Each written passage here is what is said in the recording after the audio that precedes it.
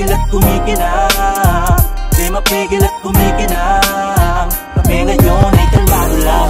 Yung dahan-dahan tingnan mo inabot, kitang-kita ang epekto ngayon kakilabot.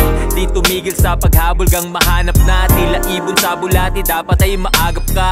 Ako'y napagod din tulad mo, tao lang, kundi ko tinuloy